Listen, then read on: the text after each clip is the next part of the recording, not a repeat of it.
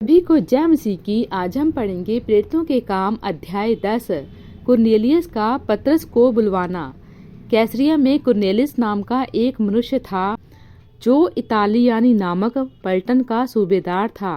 वह भक्त था और अपने सारे घराने समेत परमेश्वर से डरता था और यहूदी लोगों को बहुत दान देता और बराबर परमेश्वर से प्रार्थना करता था।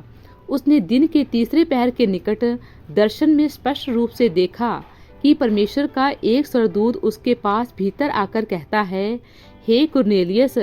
उसने उसे ध्यान से देखा और डर कर कहा, हे प्रभु, क्या है? उसने उससे कहा, तेरी प्रार्थनाएं और तेरे दान स्मरण के लिए परमेश्वर के सामने पहुँचे हैं और अब याफा में मनुष्य भेजकर शमौन को, जो पतरस कहलाता है, बुलवा ले। वो शमौन चमड़े का धंधा करने वाले के यहाँ अतिथि है, जिसका घर समुद्र के किनारे है। जब वह स्वर्गदूत जिसने उससे बातें की थी चला गया, तो उसने दो सेवक और जो उसके पास उपस्थित रहा करते थे उनमें से एक भक्त सिपाही को बुलाया और उन्हें सब बातें बताकर याफा को भेजा। पतरस का दर्शन। दूसरे दिन जब वे चलते चलते नगर के पास पहुँचे तो दोपहर के निकट पतरस छत पर प्रार्थना करने चढ़ा। उसे भूख लगी और कुछ खाना चाहता था, परंतु जब वे तैयारी कर रहे थे तो वह बेसुध हो गया और उसने देखा कि आकाश खुल गया और एक पात्र बड़ी चादर के समान चारों कोनों से लटकता हुआ पृथ्वी की ओर उतर रहा है, जिसमें पृथ्वी के सब प्रकार के चौपाए और रेंगने वाले जंतु और आकाश के पक्षी थे। उसे एक ऐसा शब्द सुनाई दिया, हे पतरस, उठ, मार और खा। परंतु पतरस ने कहा, नहीं प्रभु, कदापि नहीं, क्योंकि मैंने कभी कोई अपवित्र या अशुद्ध वस्तु नहीं खाई है। फिर दूसरी बार उसे शब्द सुनाई दिया, जो कुछ परमेश्वर ने शुद्ध ठहराया है उसे तू अशुद्ध मत कह। 3 बार ऐसा ही हुआ। तब तुरंत वह पात्र आकाश पर उठा लिया गया।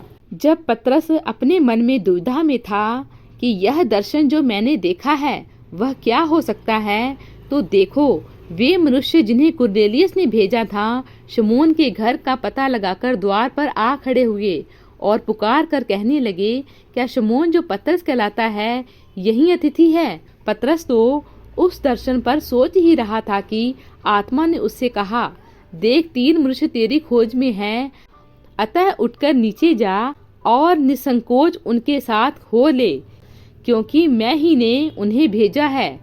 तब पतरस ने उतरकर उन मनुष्यों से कहा, देखो, जिसकी खोज तुम कर रहे हो वह मैं ही हूँ। तुम्हारे आने का क्या कारण हुआ?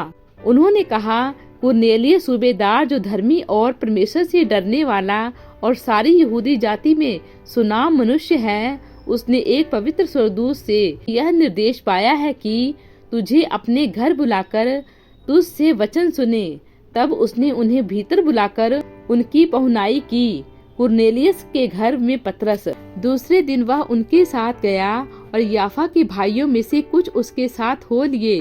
दूसरे दिन वे कैसरिया पहुँचे और कुरनेलियस अपने कुटुंबियों और प्रिय मित्रों को इकट्ठा करके उनकी बाट जो रहा था। जब पतरस भीतर आ रहा था तो कुरनेलियस ने उससे भेंट की और उसके पांव पर गिरकर उसे प्रणाम किया, परंतु पतरस ने उसे उठाकर कहा, खड़ा हो, मैं भी तो मनुष्य हूँ।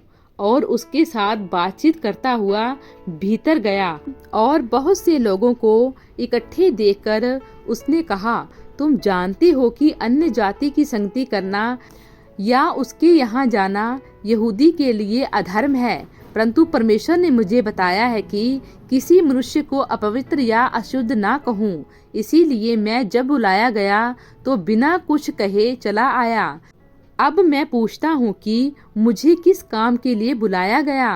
कुरनेलियस ने कहा, इसी घड़ी पूरे 4 दिन हुए मैं अपने घर में तीसरे पहर प्रार्थना कर रहा था, तो देखो, एक मनुष्य चमकीला वस्त्र पहने हुए मेरे सामने आ खड़ा हुआ और कहने लगा, हे कुरनेलियस, तेरी प्रार्थना सुन ली गई है और तेरे दान परमेश्वर के सामने स्मरण किए गए हैं।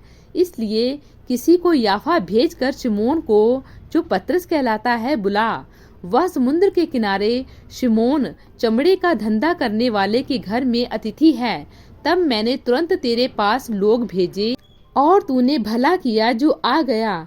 अब हम सब यहाँ परमेश्वर के सामने हैं, ताकि जो कुछ परमेश्वर ने तुझसे कहा है उसे सुने। पतरस का उपदेश। तब पतरस ने कहा, अब मुझे निश्चय हुआ कि परमेश्वर किसी का पक्ष नहीं करता, वरन हर जाति में जो उससे डरता और धर्म के काम करता है वह उसे भाता है।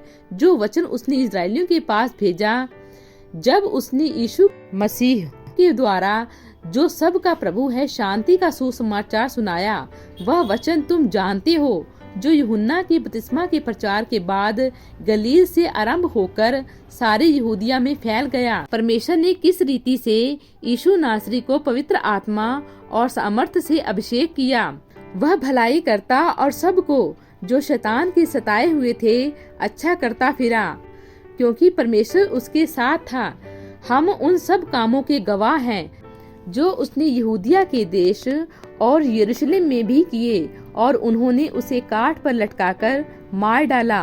उसको परमेश्वर ने तीसरे दिन जलाया और प्रकट भी कर दिया है, सब लोगों पर नहीं वरन उन गवाहों पर जिन्हें परमेश्वर ने पहले से चुन लिया था, अर्थात हम पर, जिन्होंने उसके मरे हुओं में से जी उठने के बाद उसके साथ खाया पिया। और उसने हमें आज्ञा दी कि लोगों में प्रचार करो और गवाही दो कि यह वही है।